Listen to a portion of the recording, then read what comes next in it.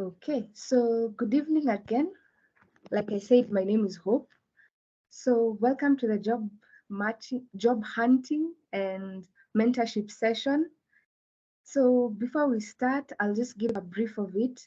This session is supposed to give you a taste of what the cybersecurity industry entails.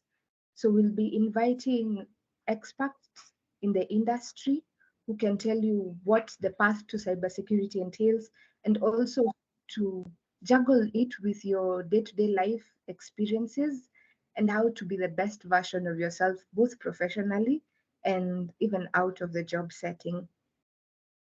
So our topic today is building a successful career path in cybersecurity. So just to start off, I'll ask maybe two people to tell us when you think of a successful career path in cybersecurity, what does it mean for you?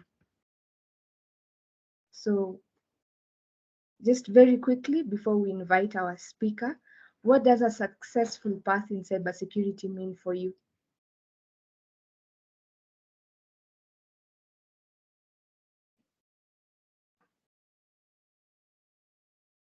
Hello. Yes, Eugene.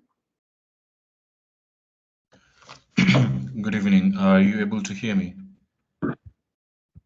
Yes, I am. So in my opinion, a successful career path is one where I am able to fully show off my potential, one where I am capable of bringing change around my environment and advance the area that I specialize in. Okay. So that's Eugene's version of a successful path in a successful career path. Thank you, Eugene. Someone else?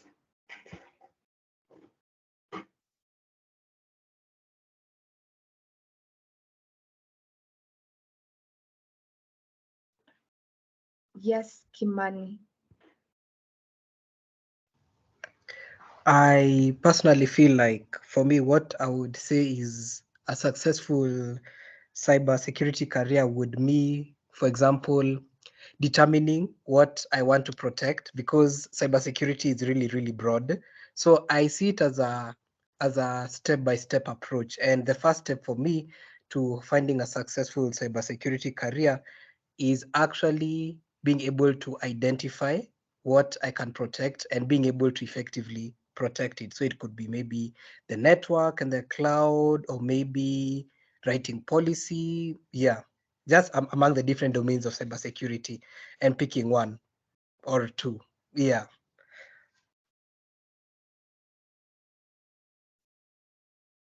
Okay, thank you so much, Kimani. Maybe a lady before we close the session. Any lady wants to give us an insight on what a successful career path means to them or what idea it brings?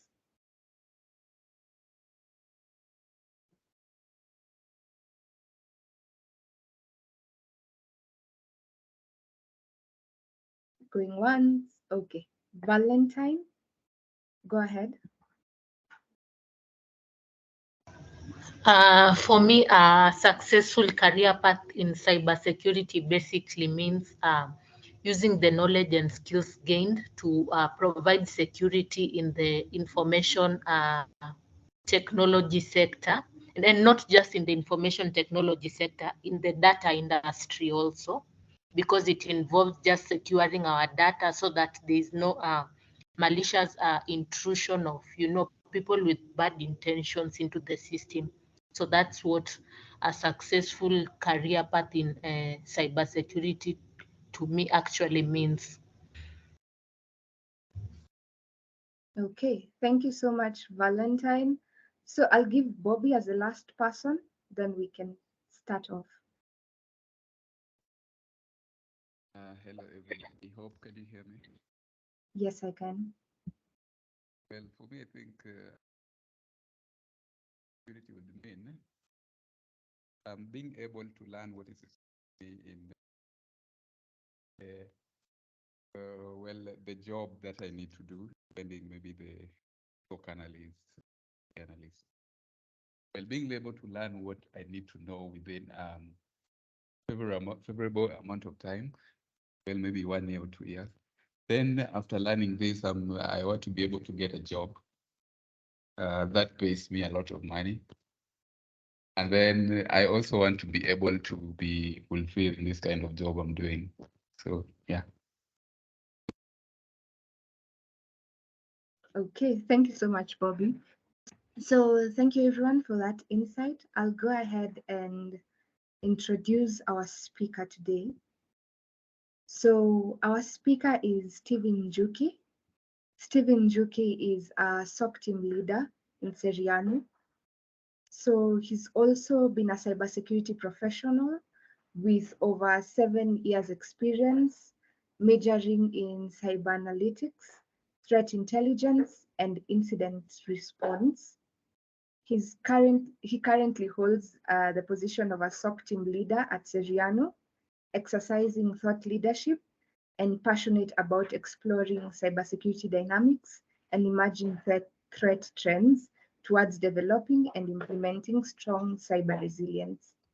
So I'll go ahead and give Stephen the chance to talk to us about building a successful cybersecurity a successful career path in cybersecurity. Thank you. So Stephen, karibu sana. Welcome.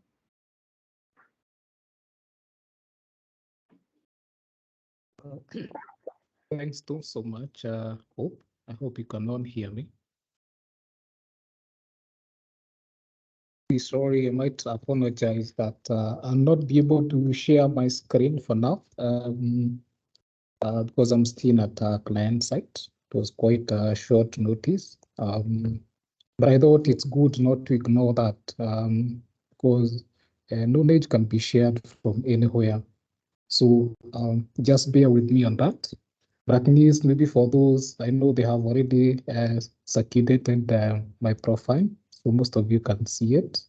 And maybe in future we'll get to meet here and there in this cybersecurity field. So first is just to welcome you on today's session. So I'm hoping it will be insightful, especially now that you are in the initial stage of this cohort. So I'm happy to see people who are very much interested in learning more about cybersecurity and also how to progress in this.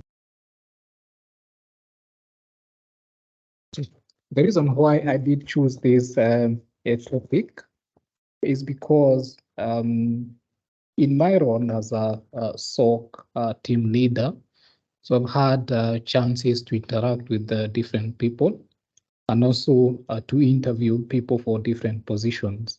And part of that, there are a few things we have identified. The main one being skill gap. We have people outside there who might have certificates, but we have very few people who have the actual skills to execute. And that's why, even as you look forward towards becoming a cybersecurity expert, it's good to know what you need to look out for and how, maybe where do you start from? So how do you keep growing yourself? Because you don't want, again, to keep maybe remaining on the same position over the years in cybersecurity. So we'll be looking at various things that you might need to focus on. Maybe for those who are still very new in cybersecurity, those who would like to pursue various courses, and also when you're looking for jobs, maybe which might be suitable for you, or how do you how do you choose the right job, and also at the starting point, where do you start? Yeah, so that's very important because if you miss that during this initial part, you might get lost. And that's why you see people, maybe you joined cybersecurity, maybe out of influence from friends, but you didn't get time to explore what cybersecurity is all about.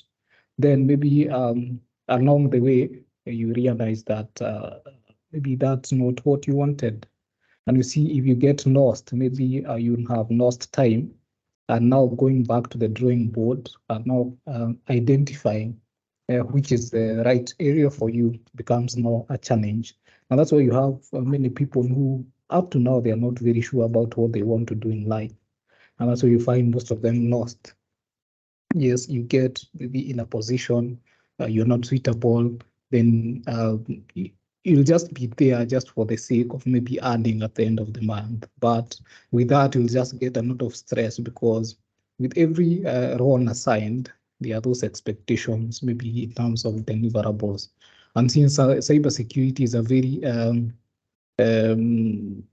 sensitive field, so even for most of organizations, they don't just consider anyone. So there are things that they'll be looking at you and saying, maybe here we didn't consider maybe the right candidate for this particular position.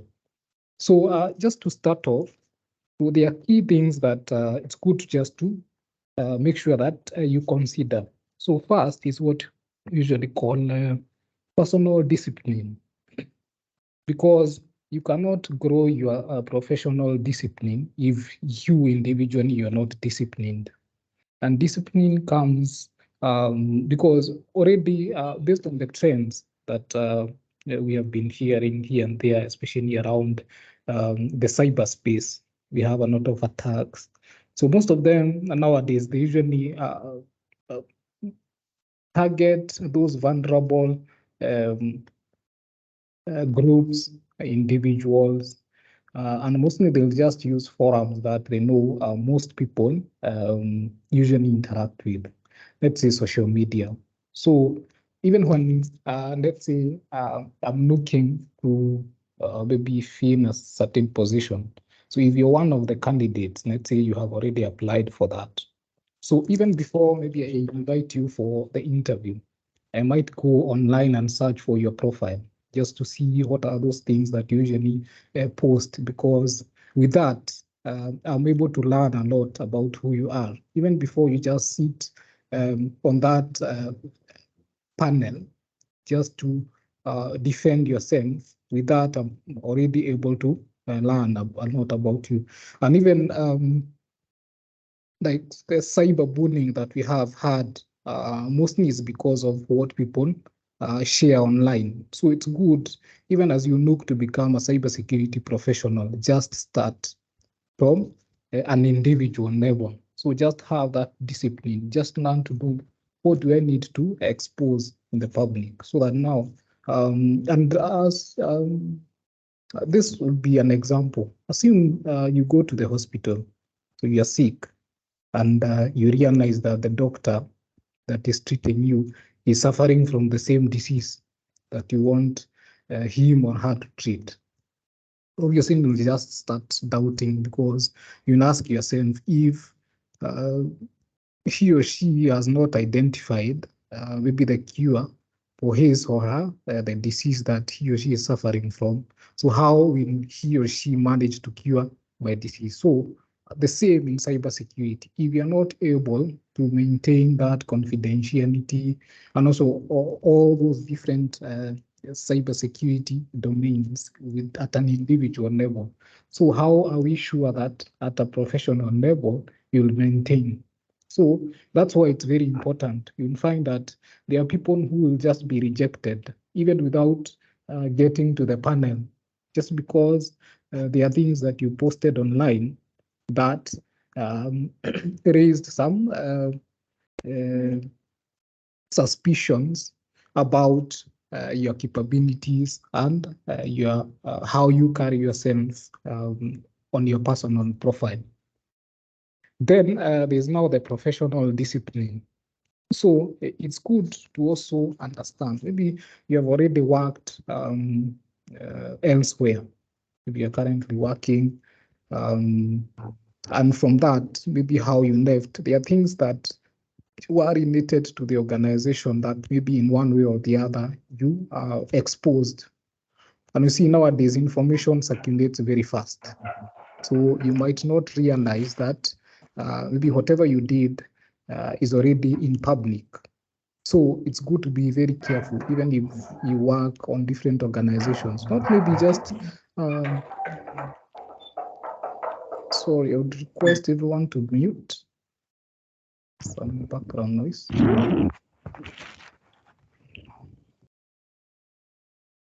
All right, thank you for that.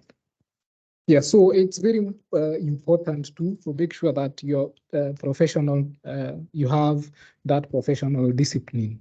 So cybersecurity revolves around confidentiality, integrity, availability, and also other subdomains. So how when are you able to maintain that or to consider that on your day-to-day activities? So most of us might be working on organizations, maybe on a role that is not related to cybersecurity, but you have interest around getting into a role that um, is involved with securing maybe critical systems. So these domains are very important. So how vast are you? The knowledge around those ones, yeah? So if you're still in school or you're working somewhere, it's good to always consider that, because compromising on one of those can either tarnish your reputation as an individual or even affect the organization. So we have heard of organizations that were brought down just because of negligence from an individual. So we don't want to be in the bad books, because if that information is circulated, even if maybe we are looking for an individual and we get to realize that as part of that you are involved in such an activity, then that means you are automatically disqualified. So being qualified for a position is not just about how you present yourself during that day of the interview. So there are a lot of things that interviewers look at. So your historical profile. So it's good to make sure that you maintain that. And since nowadays we have a lot of platforms which you can utilize to get to know what is required to maintain effective or secure cyberspace. So at an individual level, how am I contributing to that? Which might in future maybe need to me being considered for a particular position. So there are things we usually do, like you hear of headhunting. So maybe when I look at your profile online, I get to see maybe there's something you did, involved in some forums, being involved in maybe knowledge sharing. Maybe out of that, we could be maybe be interested or having an opportunity around that. And we feel based on what you have done, you're suitable for that. So maybe for you, you just did it out of just passion, that you never realize the impact that has in the future.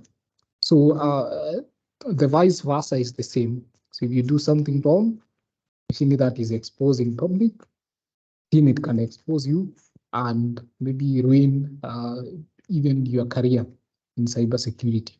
So that's why even as you transition through this journey of cybersecurity, there are a lot of things that have to be considered, not just about the certifications that you have done, because there are people who have been hired for very senior positions, but they don't even have a single certificate, but they have the knowledge to execute.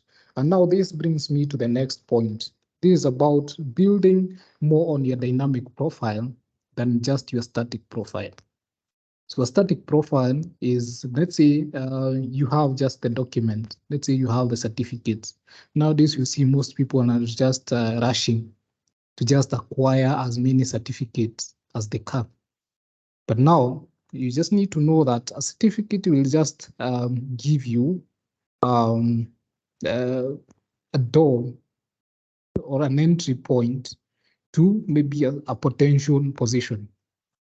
But now, once you get that position, all your certificates will be put in a file just as reference. But now the knowledge that you have is what you use on a daily basis. So if you have very clean certificates, But with all those, there's nothing that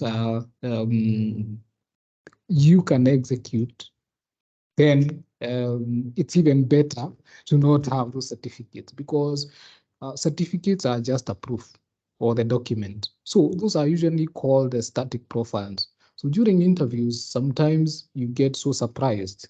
You see people, too many documents, certificates, you feel this person is qualified for this. But the moment you just invite that individual for an interview, you even wonder, so did he or she buy those certificates, or what happened? So that means, yes, according to your static profile, you are qualified. But now your dynamic profile speaks otherwise. So another example, let's say even on social media, if you post a picture and then you post a video, what will have more impact will be your video, not your picture. So the picture is just static, but now using maybe the video will be able to assess your movements, a lot of things, that dynamic profile, those movements and all that, it will speak a lot. So the same way, even for cybersecurity positions, in most cases when you come for your interview, so, and most organizations now are moving from the traditional way of maybe just asking those common questions. So the moment you just enter that interview room, based on the experience and having interacted with different people, I've interviewed over, let's say, around 50 candidates vying for different maybe positions within cybersecurity, not just in our firm, but even on other companies. So what you realize is that the individual or the candidate is unable to defend what is within your CV. So it might tell you, just tell me what is not within your CV. Or now just briefly describe what is within your CV. Most people are unable to describe. So that means that's a fake profile. Your static profile is fake. So for me, I'll not just be interested in the papers that you have, all those documents, but the skills that you have.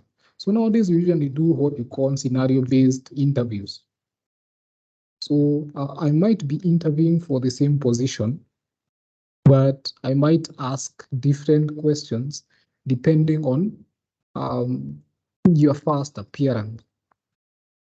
So it's very important, even as you work on that static profile, also consider your dynamic profile, because it will speak more. And that is what will demonstrate what you'll do once maybe you are given that particular position. And that's where you find, even early in life, there are people, let's say in your high school, there are people who got A's.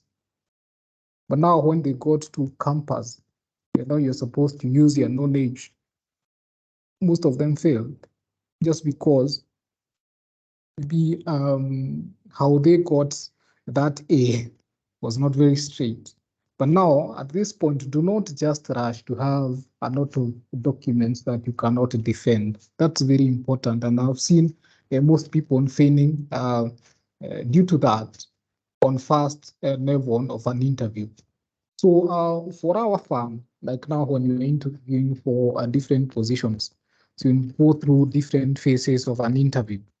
So on each phase, there are things that we usually look at. And now the critical one being now that dynamic profile assessment, which is very key.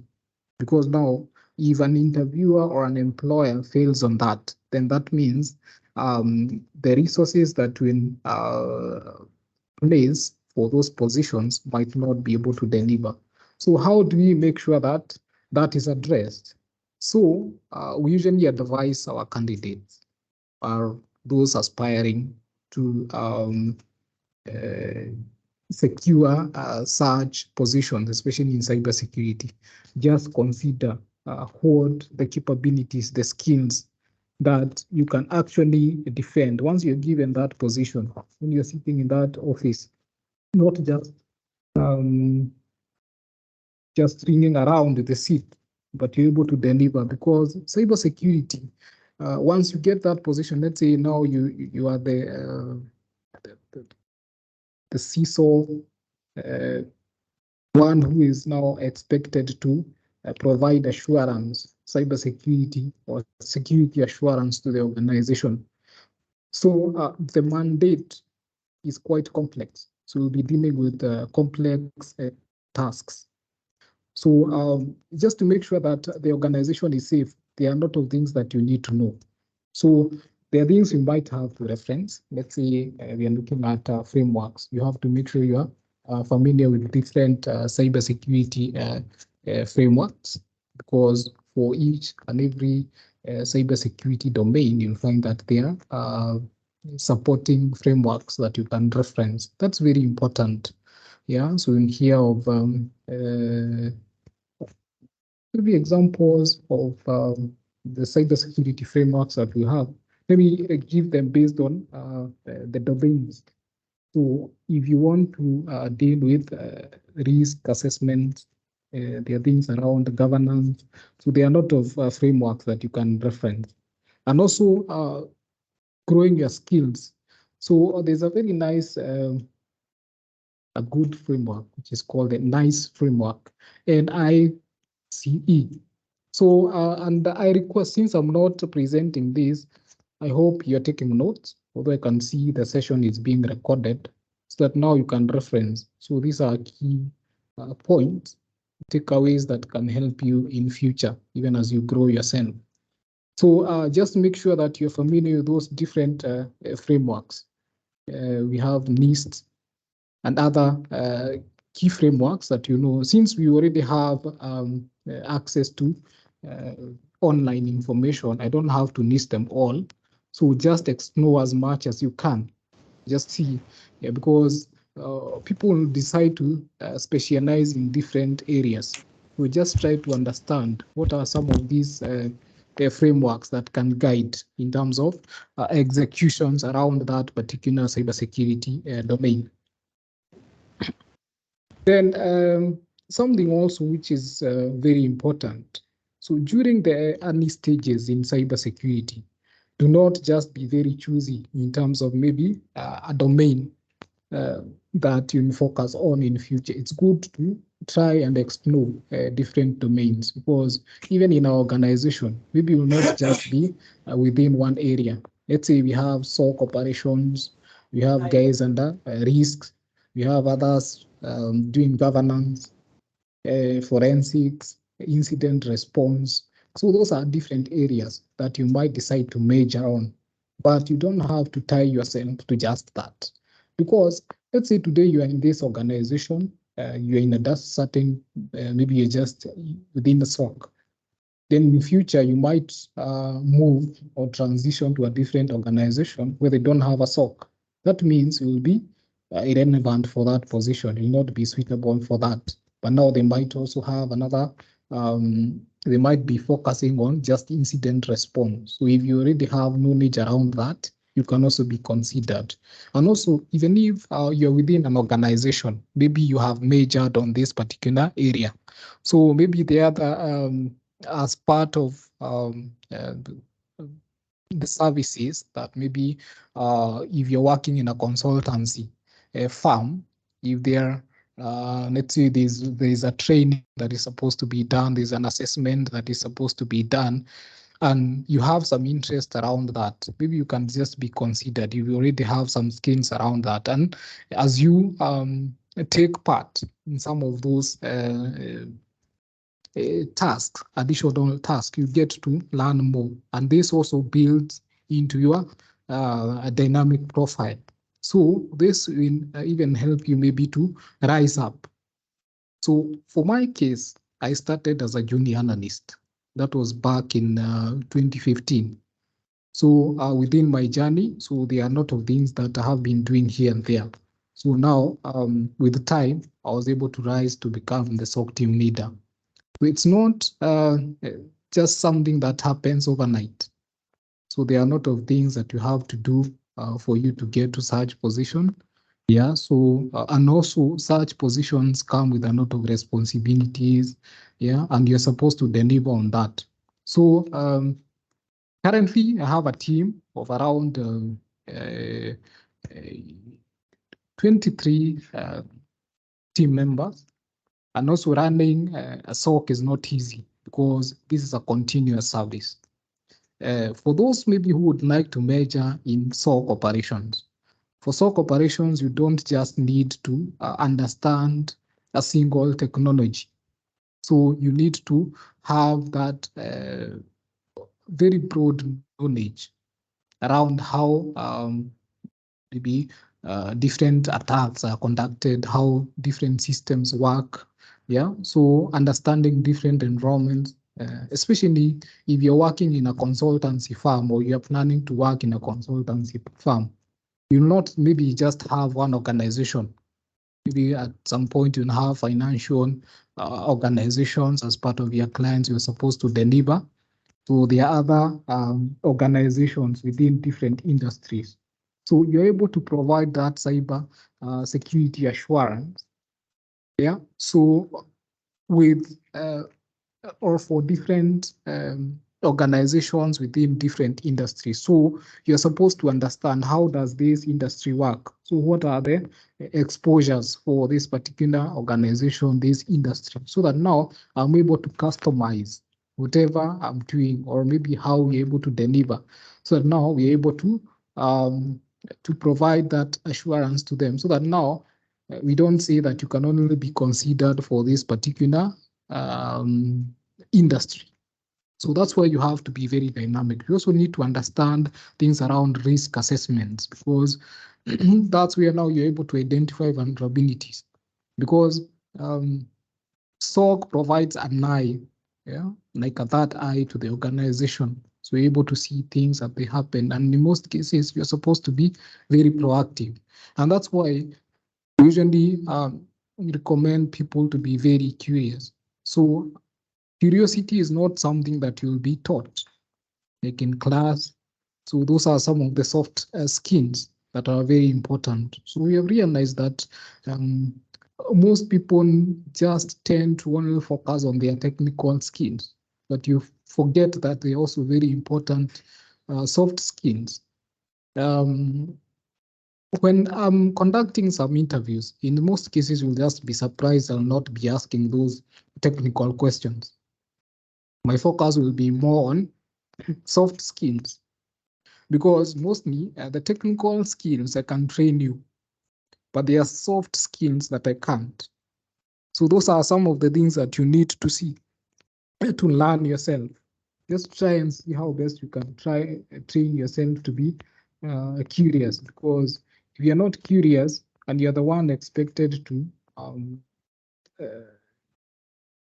provide security assurance, because maybe you'll just be asked by your boss, are we safe?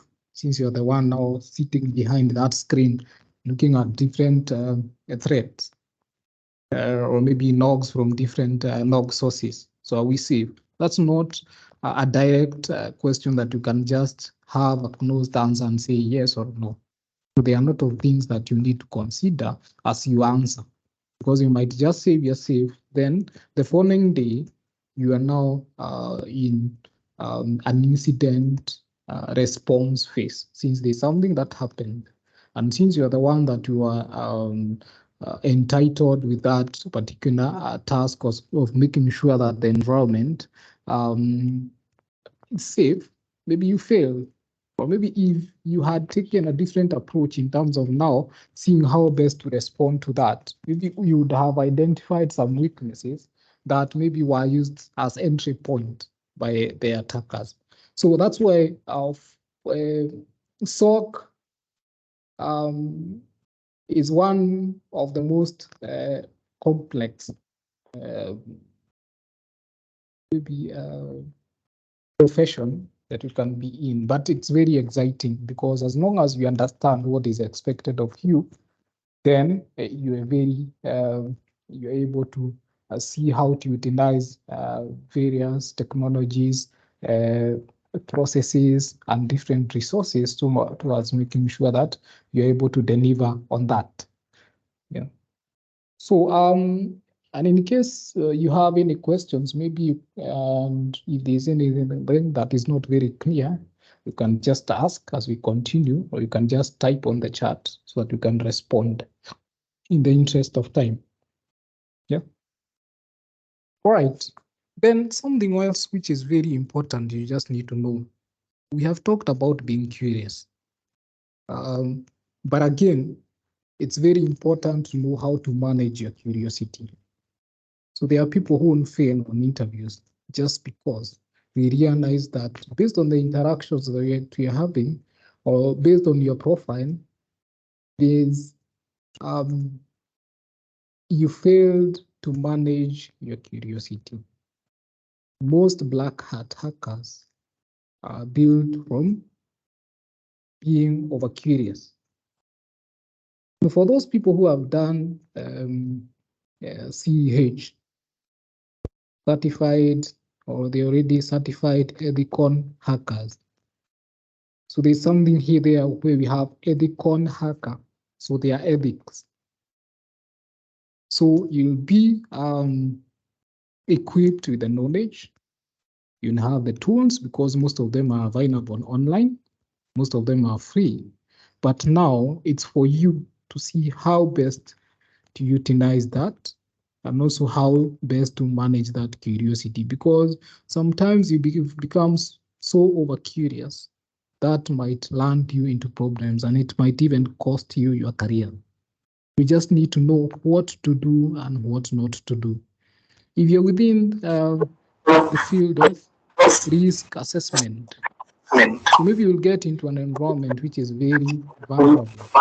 You identify any people. Someone was please mute your mics.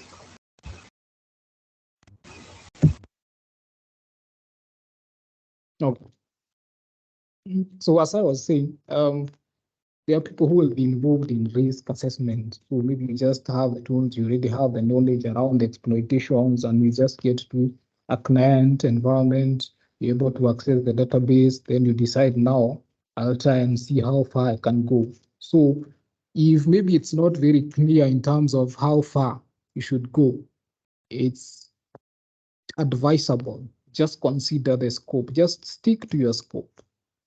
Yeah, because if you become over curious just because you have already you already have that platform, it will also land you in problems. And the same way you have your social media profile or your public profile circulating all through.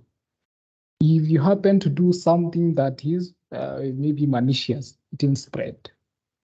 And if that is tarnished, that means your profile might not be considered for any commercial position. So it's always important to make sure that you manage your curiosity. Other people become under curious.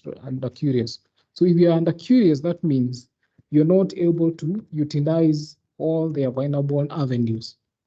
You're working in a farm where they have different, they've provided platforms for you to explore different cybersecurity domains. You just decide to stick on one.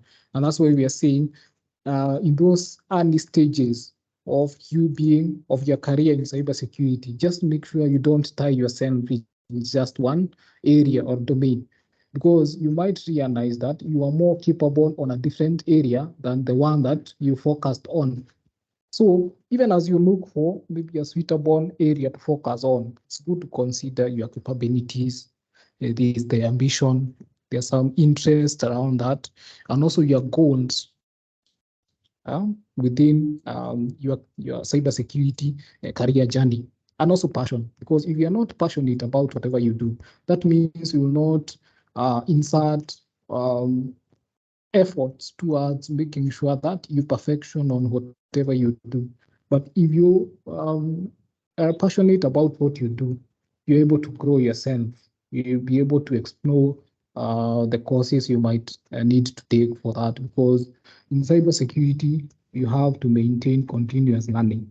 So if you are not a continuous learner, if you don't acquire knowledge, then that means you will just stagnate. If you stagnate, that means maybe you might not get to rise on your cybersecurity ladder. So you might just remain as a junior staff for the rest of your life. But you'll find that there are people who are very ambitious, they are very curious. So once you get a certain position, and maybe the employer sees you have additional capabilities, you might even be transitioned into a different position. We have done that even in most of the organizations where we have been working. We find that maybe you interviewed someone for this position, he was placed. Then after that, you decide, you realize there are additional capabilities within that individual that might be more useful on a different role or position. And that way you find most people get promoted through that. So that's why it's important to make sure that you don't stagnate where you are. If you're already employed where you are, just try to see what are these opportunities being provided with that can help me grow. Yeah, because cybersecurity is quite new. Yeah, it's a new field for most organizations. That's why you even find initially or traditionally you will see the infra team or maybe the IT team was the one responsible for managing security of the organization.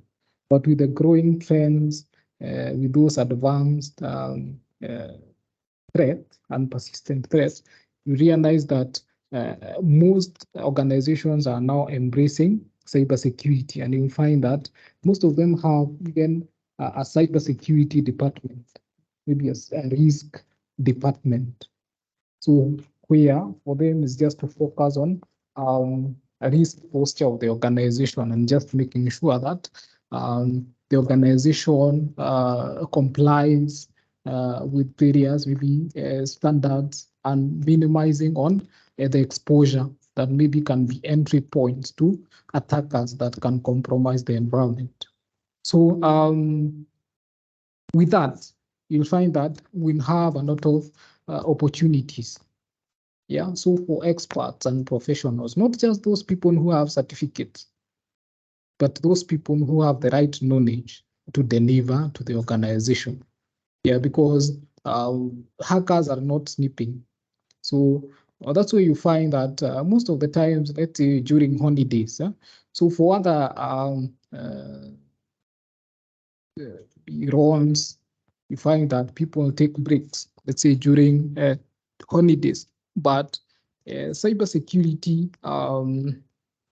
resources or cybersecurity teams during those holidays, so those are the peak times for attacks. So that's when you hear there are a lot of attacks that happen. And that's why even during that COVID period, we experienced a lot of cyber attacks because most organizations, they were working on shift basis where you would find that maybe just one individual is responsible for managing maybe the security of the entire organization. At some point, maybe there are things that will be left unmanned. So those are the weaknesses that most attackers took advantage of. And you'd find that there are a lot of attacks that happen. There are a lot of trends around that. So it's always good to also consider always being updated about whatever is happening in the cyber space. So attacks, we have a lot of ransomware cases.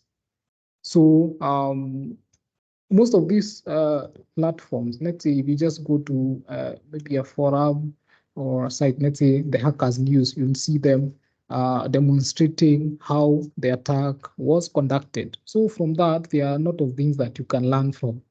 And since the world is just a global village, so whatever is happening in Russia in the US can happen in Kenya within minutes. So you cannot say that we are so far from that. So you have to make sure that whatever is happening there, if there are weaknesses, so how am I able to assess that within the organization where I'm working in, so that to make sure that I'm able to prevent proactively a potential threat that might affect that organization. So with that, and being able to advise the organization, coming up with even custom frameworks that can be adopted. Even like in our organization, we have developed such. So those helps even to help mature organizations in terms of the cyber security compliance. So there's a lot that can be done within cybersecurity. For those who maybe are very new to it, at least with that, you're able to get some basics around what is expected of, what maybe might be required of you. Let's say you're done with your course and tomorrow you're looking for a job.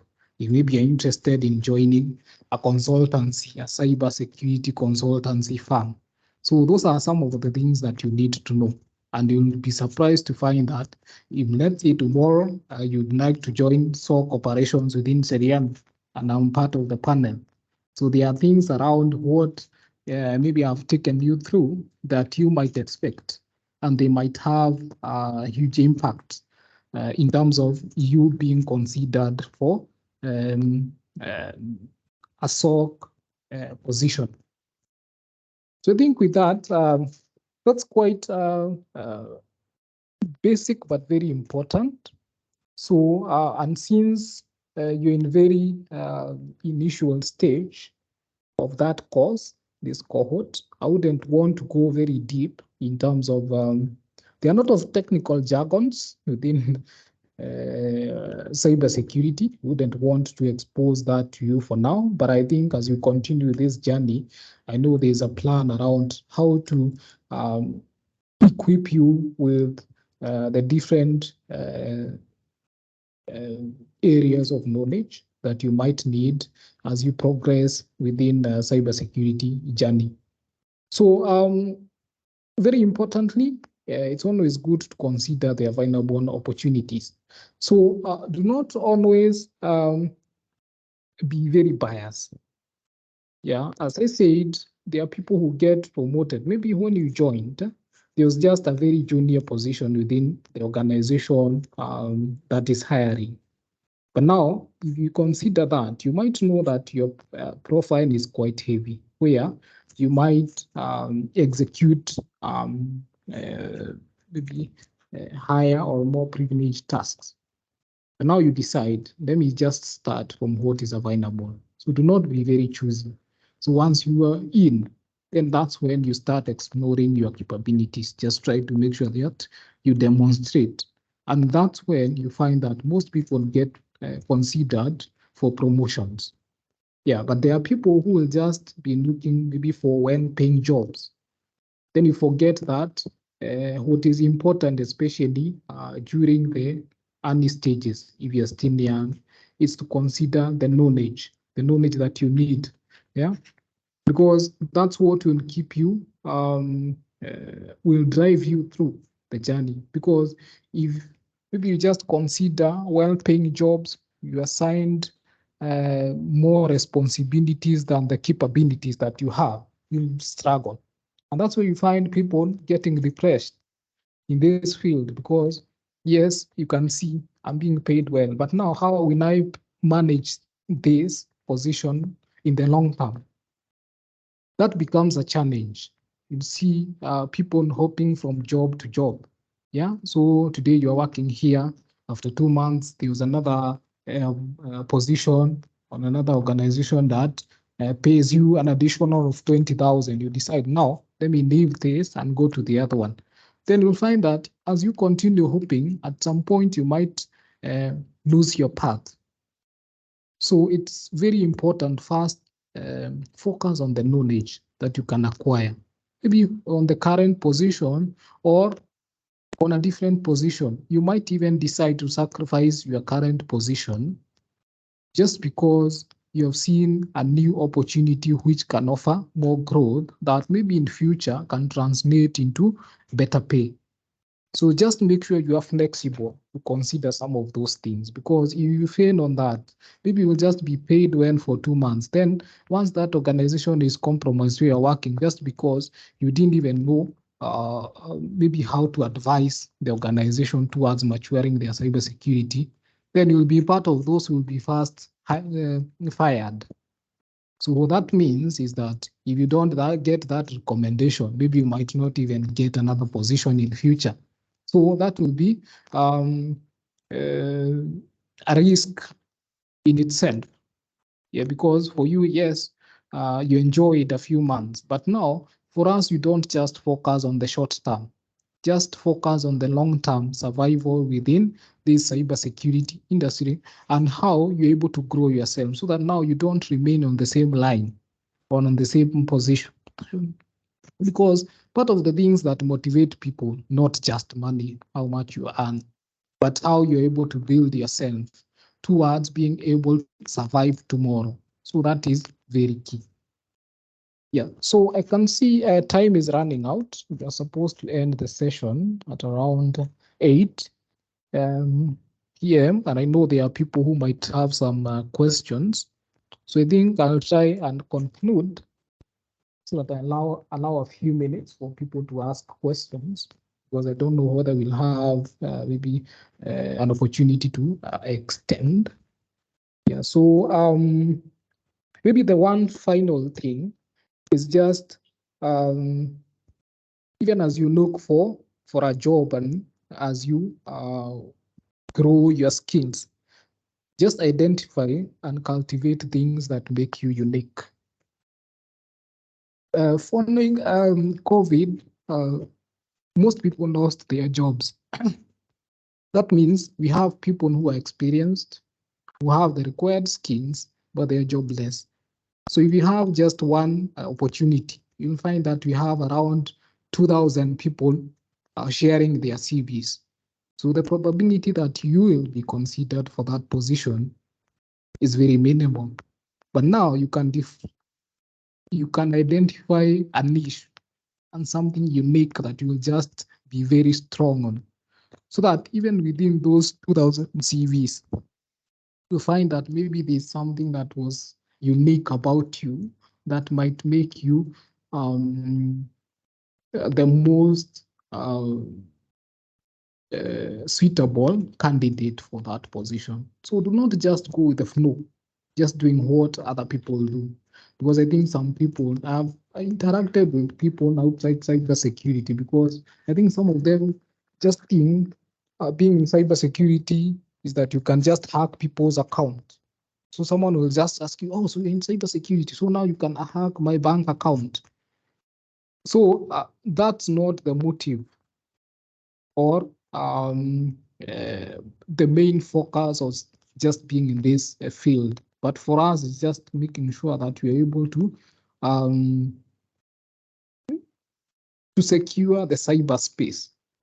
And for you to secure, you also need to understand some of these exposures or maybe various threats that maybe an organization might be susceptible to, so that now you can advise. That's why we, in most cases, we find cybersecurity experts are more quite hard because now for them, they are focusing more on security more than now compromising the environment. But at the same time, we usually see there's usually a slogan that says, you just have to think like a hacker, but act like you care. So most hackers will not be concerned about the impact after maybe a compromise. For them, it's just to gain, if it's financial gain. Then maybe you can just struggle with recovering your systems if it's through a malware. So if it affects and brings down all your systems, they don't care as long as they have achieved what they had planned. So the rest is for you to struggle through. But now, for cybersecurity experts, for you, you might have knowledge around maybe how you can even bring down an organization through a ransomware, a malware. But now you're able to demonstrate this is what exposures you have, but this is how you can secure your environment. So you have to have that in mind, not just seeing how maybe you can just maybe compromise KRA portal so that now I can become famous. Because you'll just be famous in a few days, but in future or in the long term, that will also affect how you survive within that career. So it's always good or maybe to determine make you grow towards the next level, not just making you famous, because you will just become famous and at the end of it you end up in prison, then that doesn't have value. It doesn't add value to you. So that's why we also need to make sure that we exercise ethics. Yeah, we need to understand the ethics around this field, which is very sensitive, because let's say the higher the profile that you have within the organization, maybe even the privileges that you have, you're also inherited. So the question is, how much or how can you utilize the privileges that you have, just towards making sure that you're providing or you're having positive impact to the organization rather than the negative, where maybe the organization will regret having you as one of their employees. So those are very important tips, yeah, that I feel you should try and consider, yeah, irrespective of the position that you are in, and also irrespective of maybe the position that you'll secure in future. And if you're able to consider that, most likely people will manage to get great positions in future and will be so happy to have people joining this profession, and we see people succeeding. Yeah, so that now we can meet, because I think this field is very small.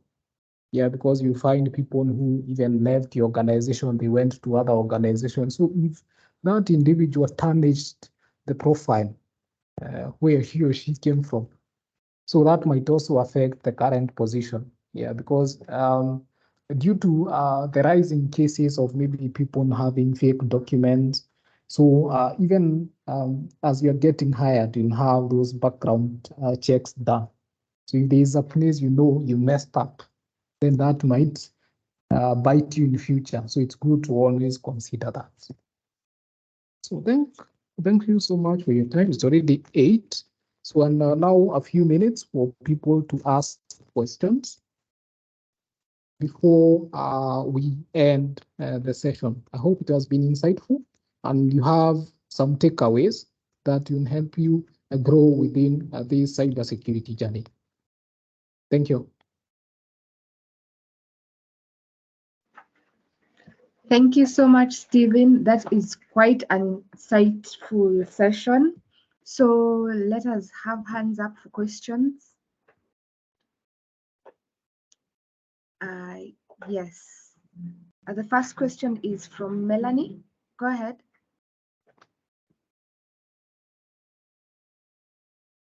Good evening. Thank you. First of all, thank you so much, Steve, for sharing your insights on building a successful career path in cybersecurity. My question was on the part of promotions. I wanted to understand, like when you're in the industry, is there a way that you can measure your performance in an organization? Like, how do you measure it so that you acquire these higher positions if they come up? And also, once you're able to measure your performance, how do you then package it and present it to maybe a manager, HR, or your supervisor to request for a promotion? Yes. Okay. Thanks for your question. So there are things we usually call the KPIs, the key performance indicators. So some of these can be custom based on the organization and also the industry. So it's always good to understand, maybe for a particular organization or a particular industry, what are some of these KPIs and also the position that you hold. Yeah. So and I don't know whether it's a practice for all the organizations at maybe at the end of every year, you have some targets that you are supposed to have met for you maybe to be considered for a different position or maybe for salary increment. So that's very custom depending on the organization, but it's always good to also look at, let's say, if you're planning to maybe in future looking for a promotion within the same organization, it's also good to look at maybe for that position that maybe you are admiring. So what are the requirements against, you can measure that against what you already have. If maybe there are required skills that you might need to acquire and you don't have, maybe for that one now it can be a drive towards maybe you taking a course or just seeing what else is expected of you for you to achieve or be qualified for that particular position or promotion. I hope I've answered your question. Yes, thank you.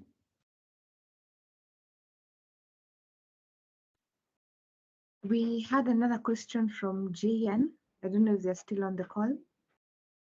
Okay, we'll go with it. Yes, Okay. yes, I am. Okay, thank you very much, Stephen, for your insightful and charismatic presentation. Thank you. So mine is about, okay, I'm in the ICT industry, but not really practicing cybersecurity. I'm in different field, but in the cyberspace and cybercrime, it's affecting everybody in the ICT industry and more so in the academic and financial institutions.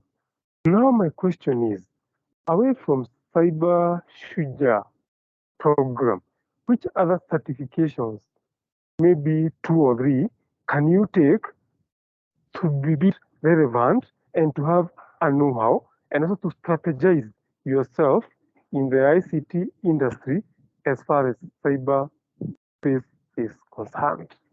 That's my question. Thank you. Thank you for your question. There are quite a number of certifications that you can take around cybersecurity, depending on maybe also the position that you are in. There are some which are quite complex. Most of them are quite, let's say, for senior positions. Let's say you want to take a CISSP certification. So most of those, they usually give like prerequisites and also who should consider such certifications. So there are many and you can find them online. And from there now you can see and consider maybe which institution you might prefer for that. So the others offered by EC Council. So there are also other forums within which you can acquire those skills. Sometimes it's not just certifications. There are also other forums through which you can acquire the knowledge. But now, if you're able to also achieve getting that certification, it also builds up into maybe building a profile around growing that. But you see, maybe for you, you're already in that particular field or in a position that requires you to deliver on cybersecurity. But now what you need is the skills. So through those certifications, because for this cyber shuja, sometimes it can be quite basic. And when it gets now to the actual execution in terms of that role, the additional skills that you might need. So that's why if you just consider, if you go online and search maybe for this particular role within cybersecurity, what are the recommended certifications? There are many. Yeah, so it might not just restrict you to just 2 or 3, but it's good to just explore all the available. Then you see, maybe you just gauge yourself on maybe where you can start, or maybe your journey around maybe making sure that you have all those certifications that will equip you with the knowledge that is required for you to deliver. Be depending also with the industry that you are in and also the position that you hold. Sawa. Thank you. Okay, I hope you were satisfied by that answer. Then we have Rogers. Yes. Okay. Rogers, go ahead. Then Bruno. I think we'll take another 2 after those, then we can close off. Yes, good evening. Good evening. Yes, my question is that on the parts of soft skills during interviews, there are candidates that you might find that they are they're naive, or they may be shaky when responding to the questions in the interview. So as someone who has recruited candidates in this industry, so if you get such candidate, how do you rate them based on their soft skills? What do you see in them, and how do you judge them on how they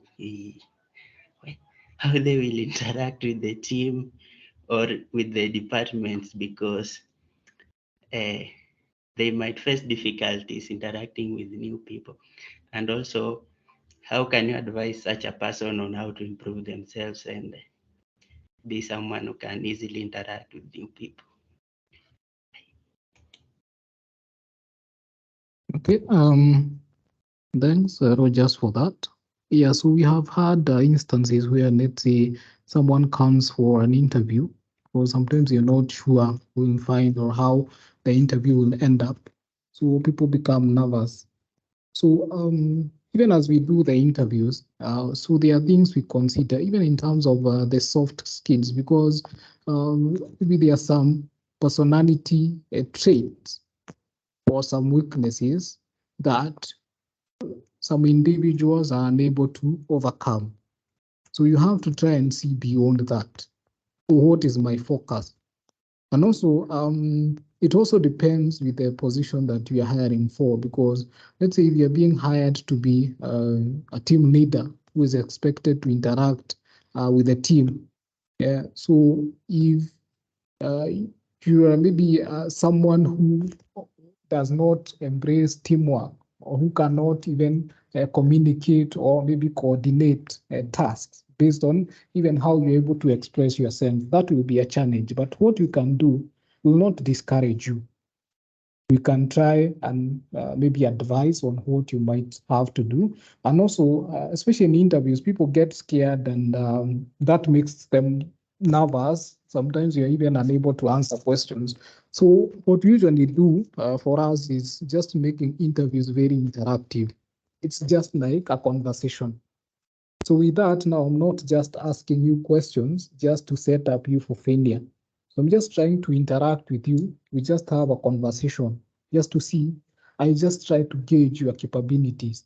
And if maybe I'm interviewing for different positions, based on how you're able to, or based on that interaction, I'm able to gauge and say, I think for you, you might be suitable for this particular position. If maybe it's not within what we are hiring for, I might even recommend a different position for you. Yeah, because now if some of those things you can't change, we cannot say now you're not qualified for any position. You'll find that they might be suitable for a different position. Let's say now we have extroverts and introverts. So extroverts are more strong in terms of now team interactions. But introverts are also strong when it comes to, let's say, analytics. So that individual, if you just give him a task, maybe to analyze events, So since he or she has time, maybe to concentrate without now disturbances, getting to a lot of conversations, they are very strong in that. So if you're introvert, maybe I might say, maybe for you, you might be more suitable in a SOC position where you're more focused on maybe analytics. Yeah, so that's how we usually weigh engage individuals, especially during interviews for different positions. And also, maybe to add to that, Steve, thank you. What I'll say is that guys also need to be very much prepared whenever they are expected to have an interview. Just as part of a soft skill, I think preparation is key. Panic can come along when you feel you're not prepared. And also, just be confident about what you know, because it's who you are, like what Steve mentioned earlier on. Make sure your CV presents you, meaning if you go there, be honest, talk about who you are. That should be a representation of what's in your CV. If you come in prepared, come in early, I'm sure it will reduce the risks of you being in a panic mode. And also, if you start doubting yourself or rather communicating false information, that also contributes to panic as well, because the interviewers might be smarter than you and you're trying to lie to them. Then you are in a corner position whereby you don't know what to say next. Yeah, that will cause a lot of panic and tension. So just be prepared, be honest, and present yourself as you are. That is it.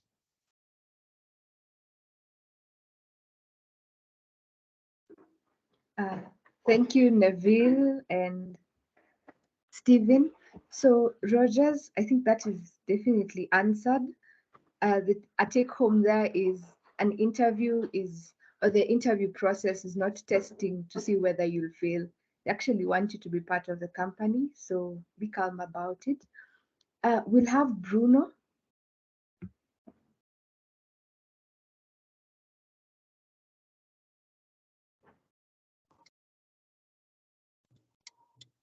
Hello, I hope you can hear me. So my question, I have one. We've rightly emphasized on the need to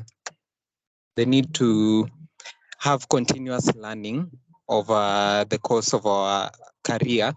And I know Cybersecurity is doing a very good job by ensuring that there's an alumni group where we can keep tabs with the members that have been in the previous cohorts, but also with professionals as we go along. Now, beyond Cybersecurity, do we have other groups or communities where we can that are a source of information that can assist us in constant learning and keeping tabs of what is going on in the industry? Thank you.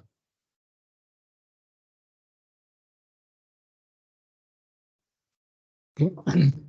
Thanks for that, Bruno. So there are a lot of avenues through which you can acquire knowledge. Yeah, because now you can acquire that through interactions with the professionals. It can be through taking maybe certifications or even major courses around cybersecurity. So there are also forums that you can join. There are a lot of online forums that you can be part of. There are also a lot of virtual conferences that are being held around discussions on cybersecurity. Also social media. I think nowadays we have a lot of very active experts who are very much willing to share knowledge on social media platforms. So you can just make sure that at least you have access to most of those as the knowledge source. And also there are documents, reports. There are also, let's say, things to do with frameworks. There are a lot of frameworks around different cybersecurity domains. You can just make sure that you are familiar with them. and also peer discussions. So you can also have, if you're in school or maybe you're in an organization where you see maybe there's an individual who at least has some advanced knowledge in an area of interest, you can just make sure that you interact, yeah, so they can share that. Yeah, so and also platforms that are coming up, there are things you can learn even from chat GPT. Yeah, so you can ask a lot of questions and they're able now to you're able to get some light about that. So there are a lot of avenues within which you can gather knowledge. So it doesn't have to be tied to maybe just a certification. Yeah, and also let's say those organizations that are organizing such sessions, it doesn't have to be just cyber shuja. There are a lot of sessions through which cybersecurity knowledge is being shared. Just make sure that you take part in that. If there are any reports being shared, not just by Serianu, there are a lot of organizations that are sharing a lot of information that you can consume and will help you grow and also advance your knowledge and skills around cybersecurity.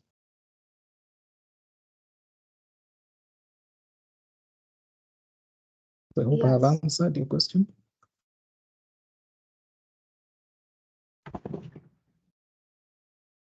Bruno, has that been answered? Yes, that's well answered. Thank you. Okay. So Bonbon and then Dan as our last question. Hi everyone. Thanks Steve for the presentation.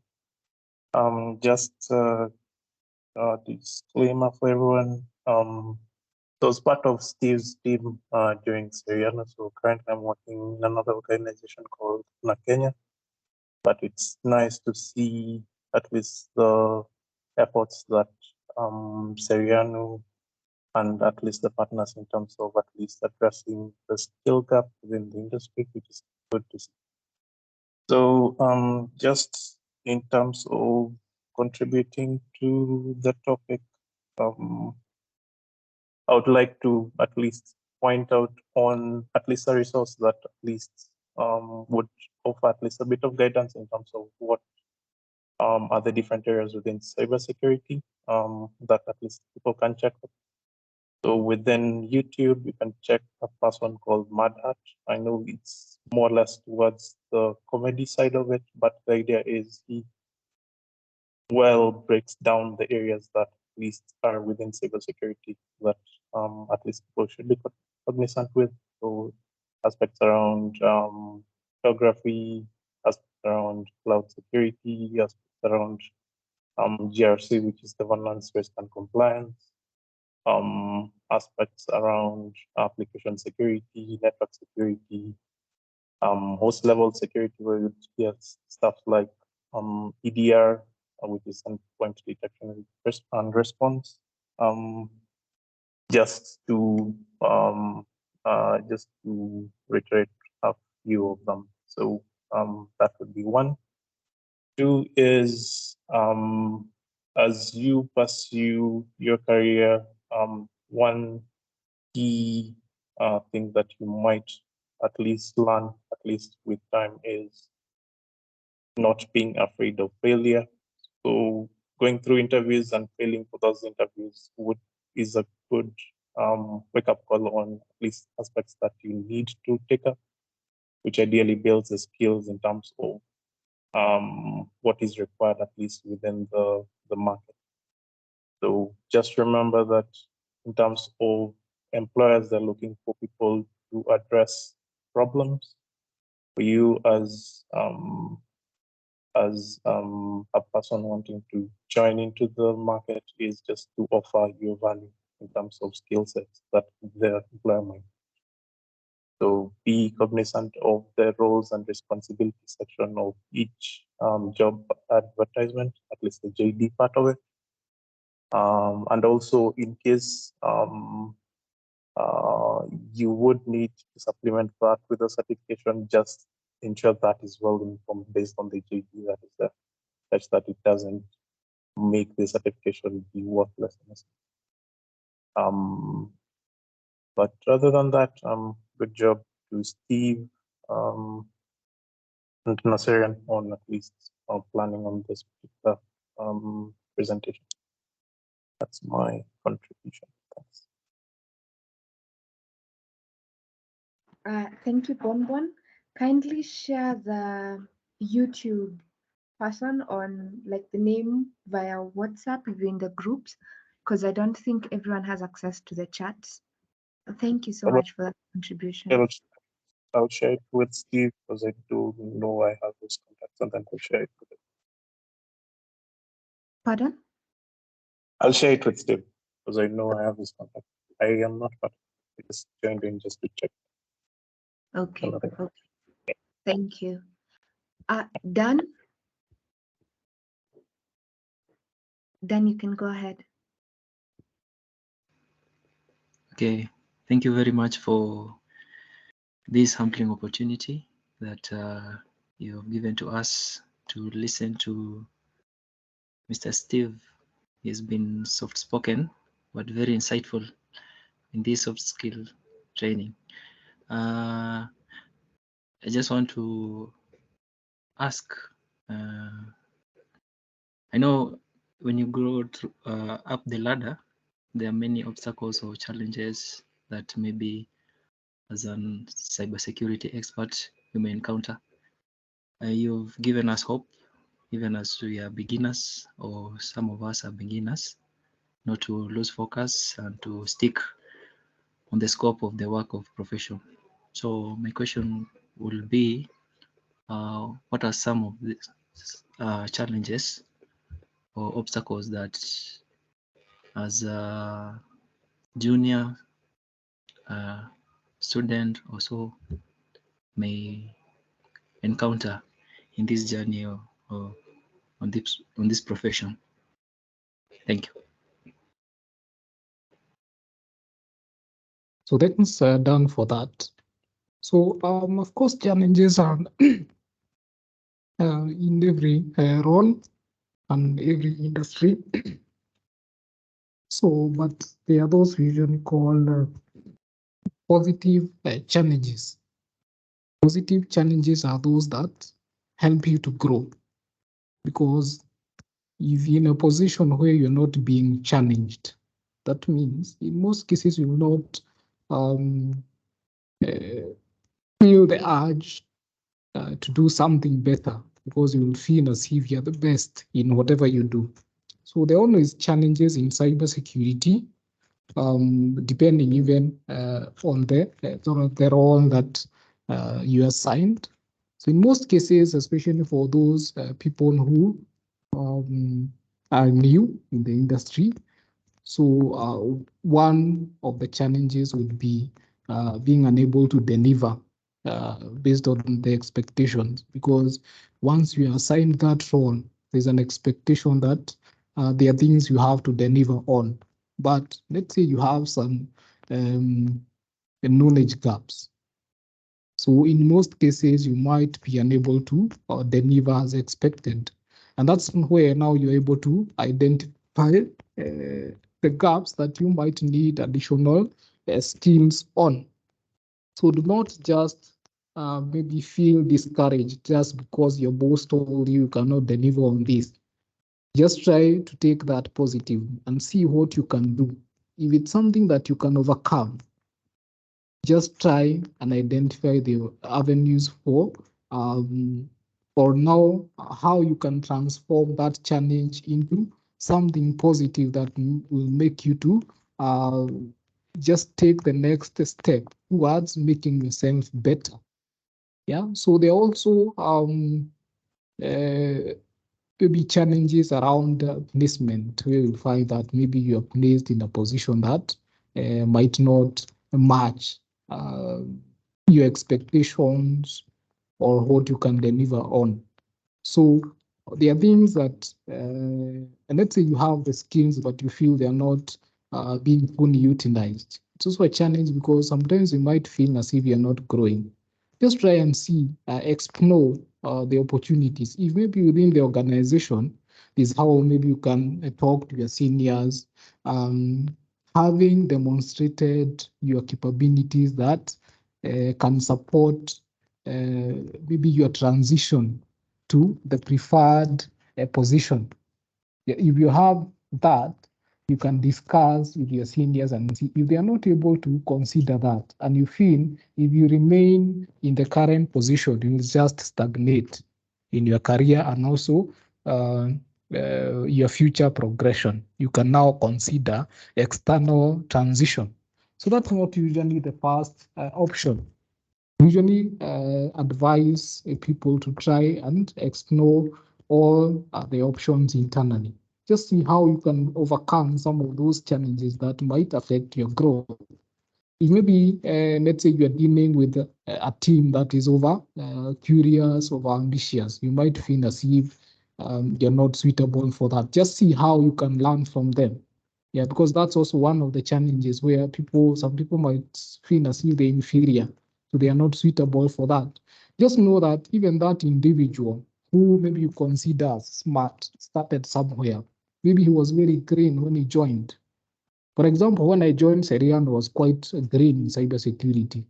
But based on that curiosity, just trying to utilize all the avenues for you to grow your skills, I'm able to rise up to the position of a team leader where I'm now entrusted with coordinating operations, just guiding a team of just different brains, people with different capabilities. And within that, you're able to work together. So it's good now to identify some of those challenges that you're going through and how best maybe you can overcome them. So just first see the positive side. But no, because if you're affected negatively by a challenge, that means you might lose focus. So it's always important to just see how best to overcome it positively, such that you're not able to lose your focus where you intend to be in future. I hope I've answered your question. Yeah, sure. Thank you very much. Thank you so much, everyone. Thank you, Stephen. That brings us to the end of our session. There's been a lot of take-homes. A lot of take-homes from being passionate about what you're doing. You need to be passionate in order to maintain continuous learning, in order to deliver above and beyond. You also need to be conversant with the cybersecurity frameworks. You need, when you're starting, we have been advised to explore different security domains. Also, manage your curiosity. I think that's a big one for us and even for Black hackers and all that. So manage your curiosity, maintain integrity at all times and ethics. Then always look at the bigger picture. I think that's a big one for when you're starting. It's not about the money. It may feel that it's about the money at the moment, but look at the bigger picture, gain knowledge, gain skills, look for opportunities that help you grow career-wise, even if they don't offer the kind of money you'd want at the moment. Then identify and cultivate things that make you unique. Get things that set you apart and cultivate on those. And then lastly, think like a hacker, but act like you care. Thank you so much, Stephen, for your time, for even extending with us. Thanks everyone for your participation. It's been an amazing session. And I look forward to seeing you guys in the next session next Thursday.